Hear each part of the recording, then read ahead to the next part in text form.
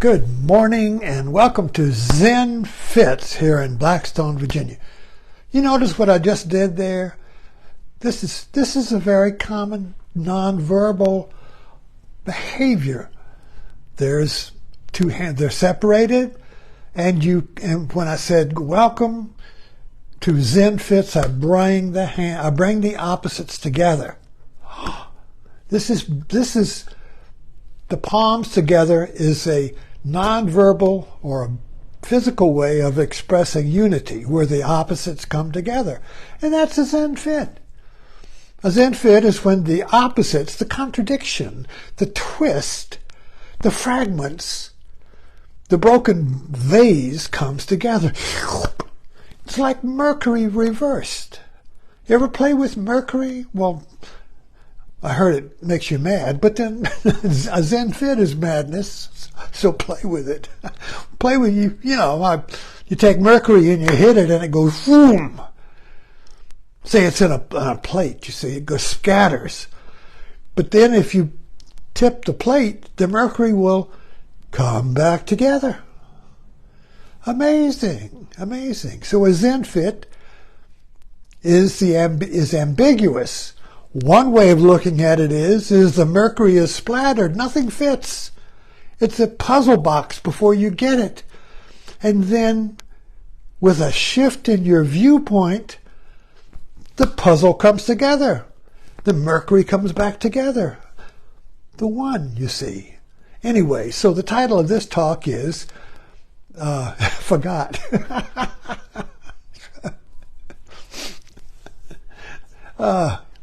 This is silly.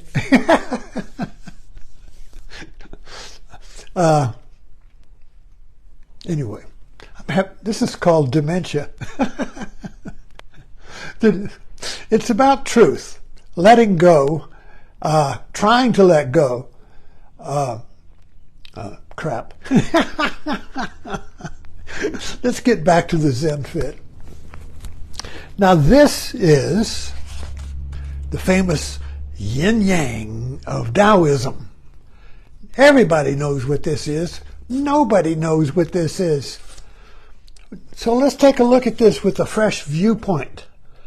Let's try to find the truth here.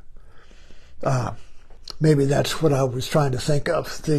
We're going to try to find the yin. This is the yin. This is the yang. This is positive, this is negative.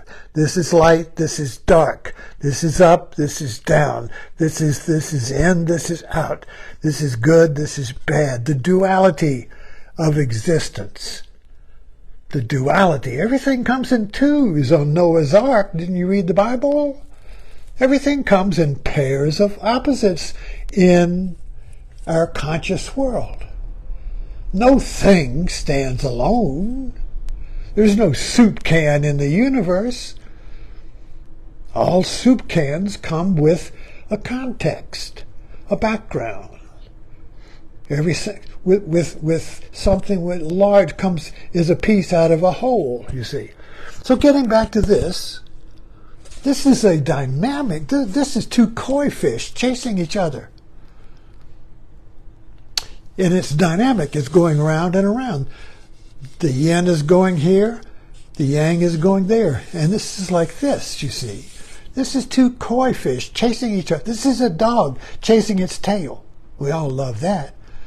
See that on YouTube or TikTok of a dog chasing his tail or a cat chasing his tail. Oh, we all laugh. We love it. And there was an old story of Sambo or whatever going around, chasing, I forget. Never mind. Going around and around till you come to butter. In other words, this whole idea of going. This is a microphone in an amplifier. Wah, wah, wah. This is wah, this is wah. And they go round and around. Wah, wah, wah, wah, wah. And as they go around, they increase. They accelerate. We have an irritation. Wah. What is wah? Two wah, wah, wah. Wah, wah is a small irritation. We're on Facebook and I felt a little disrespected there. That comment disrespected me. It questioned my authority. It questioned my oneness. So my oneness is questioned, and now there's a wah-wah. You see, there's a split, there's a wound. This is the wound of Christ in the side of Christ. This is the wound in the Fisher King, the wound that won't heal. You know, in the romance of King Arthur, the Fisher King, and the Grail Knight, and the Fisher King was wounded by a lance and it wouldn't heal.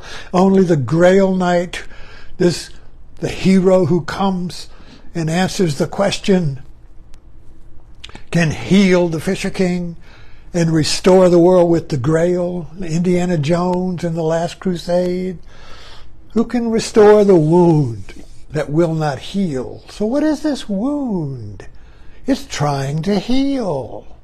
It's trying to heal my wound. It's trying to heal that irritation. And as I try to heal that irritation, it gets bigger and bigger and bigger because I'm now fighting somebody that I blame for the irritation. When there's a wound, there's two. There's me and the cause of it. There's I and it, you see. And this is consciousness. This is the wound in consciousness, the separation of me from the world or from unity. This is the Garden of Eden, the unity of the Garden of Eden, and Adam and Eve were kicked out because they became moral. They divided the apple into good and bad, and there's no end to that. You see, once the yin yang gets started, there's no end to it, and it's like a hurricane. It starts with a little breeze, and the next thing you know, it's a storm, and the next thing you know, it's a hurricane. The next thing is expanding. It's category 1, 2, 3, 4, 5. Phew! World War III. It starts with a single wound or irritation of disrespect. They're not respecting my oneness, you see. So we all feel like we're one, and when somebody questions it, you see, we hurt because my oneness is questioned. And I got to remove the threat that questions my oneness. Now, the oneness can be either my nation, they're threatening my nation, or it can be threatening my, what we call the ego, my sense of oneness. You see, so my stability, my oneness is threatened by somebody who doesn't say you're the greatest. So on Facebook, we all want to get, oh, you know, I've got a lot of friends. They all say I'm great. Amen, amen. Oh, thank you for posting that. Amen, amen. And one person will say, don't you have any original idea? Whoa, I'm going to block you. Anyway, it all starts with that one little wound, you see, and then it goes round and around and around. Now, how do we get out of that? We see the relationship is two. This is a relationship. So this stands for the feminine principle, and this is the male principle. But if you notice, in all relationship, each relationship has the seed of its opposite. So it's not like a black. It's not like two opposites. It's like each opposite has the other inside of it. This creates a relationship. Otherwise, there's no relationship. So this is kind of like a symbol of relationship. And there's dynamic. This is a dynamic relationship. It's moving. It's not static. There's no static relationship. Nothing's static. Nothing's fixed. Everything is moving. Everything is a moving koi pond, you see. Everything is dynamic unity or fixed unity, and fixed unity cannot exist, but we try to make it exist. What we do is we try to make the dynamic unity fixed so it looks like that. Or you eliminate this. Oh, I'll just be this. If I could just get rid of that damn yang or yin. This is marriage. This is divorce. This is war. This is conflict. This is despair and disgust and demeaning everyone else. So we get it, this is my peace is destroyed by that, you see. But I am that, and we don't see that. So we'll flip this. Now, this is the yin-yang, but this is the yin-yang of awakening. Here's the old hag. I keep saying this because I know somebody may be new. It's the old hag, her right eye, her right big old nose, and her mouth, you see. And here's the princess, her little bitty eyelash there, her right cheek so delicate, and a necklace. The hag and the princess, ugly and beauty. In and out, yin and yang, you see. Now, is one causing the other? You're a hag, and we say to that person, you say, I'm a princess, and you're calling me a hag? I'm going to get rid of you. So if we erase the hag, what do we erase? We erase the princess. So relationships are ambiguous. You see, relationships are the one that is two. This is the one that is two. It's a hag. Yeah, I can see the hag. Where's the princess? I can't see the princess. Oh, I see the princess. I don't see the hag. If you see one, you can't see the other. But they're both there. They're both there as one. So reality, we could say, is the pairs of opposites on Noah's Ark, the pairs of yin and yang, this and that, up and down, in and out, bad and good, are ambiguous in relationship. Are ambiguous, you see. If we think we have one, we're missing the other. If we think we have the other, we're the other, we miss the one. No matter what we do, we're wrong. No matter what you do, in this, when you say, oh, it's white, black's bad, white's good, no matter what you say, as long as you split the yin and yang, you're wrong. Nothing works. All it does is accelerate the wah-wah in the amplifier. Wah, wah, wah, wah, wah, wah, p'koo, World War III. Or you shoot your neighbor. So you see the difference here. This is the war of the yin and the yang, the war of roses, or there's or a divorce fight, or a fight with your neighbor, a fight with your wife or your son or your daughter or whatever. This is I'm the one. No, I'm the one. No, I'm the one. No, I'm the one. Wow, wow, wow, wow, wow, wow. Pacoo. Or this. Suddenly, when you stop trying and you let go of the yang trying to dominate the yin, or the yin trying to dominate the yang, because the yang is dominating the yin, you see. Once you see the futility of that, you don't give in to the other. You see the oneness that is two. You see the hag is the princess is the hag. So you see the way to escape, the way to stop trying to restore the one, which doesn't happen, is impossible. The way to restore the one is through seeing, not doing. See, the problem is cause and effect. The fishbowl of the modern mind is cause and effect. Everything causes everything. It's a pool ball. The billiard balls will just sit there unless something causes one to move. Unless there's a player with a cue ball and a stick that hits the balls will sit there forever. That's the Newtonian universe that we live in. It's not the one science lives in, but it's the one our common sense lives in. It's the one our common sense believes is real, that everything is like a pool ball and it won't move unless you hit it. So if you're hurting, somebody disses you, you say, well, what's the cause of my pain? Well, he did it. He hit me. That pool ball over there hit me. And now I hurt, so in order to stop hurting, I've got to get rid of that other pool ball that hit me and restore peace to the table. That's the way we think. Or we may go the other way and say, oh, well, it's not his fault, it was my fault. I hit myself. I'm sorry. I caused my own. I hit myself. So somebody's to blame on the pool table. You see, somebody's to blame.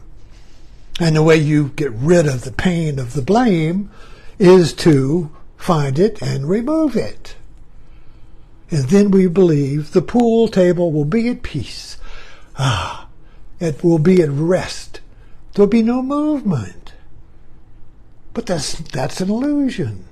Everything is dynamic movement. Everything is dynamic unity. But we keep trying to find a fixed unity. And that's impossible, said Buddha, because everything is moving. Everything is impermanence, you see? So we cannot find the promised land or the fixed one by removing the pool ball that causes my pain, you see? Because we're in the pool table. There are no pool balls on the table. From the beginning, not a thing exists, says Hakun. From the beginning, not a thing. From the beginning, there is no pool ball. Everything is movement. Everything is flux. Everything is the yin becoming yang, the yang becoming yin. Everything is the princess and the hag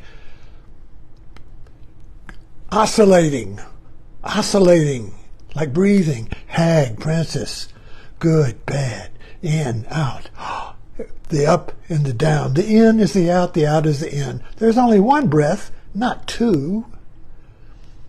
In Zen, when they say, well, meditate on the breath, or in yoga, your meditation is not on two breaths, in, out. The meditation is seeing there's only one breath. There's only one breath, that is a hag and a princess. So the hag breathes the princess breathes the hag. What's the one? Seeing that.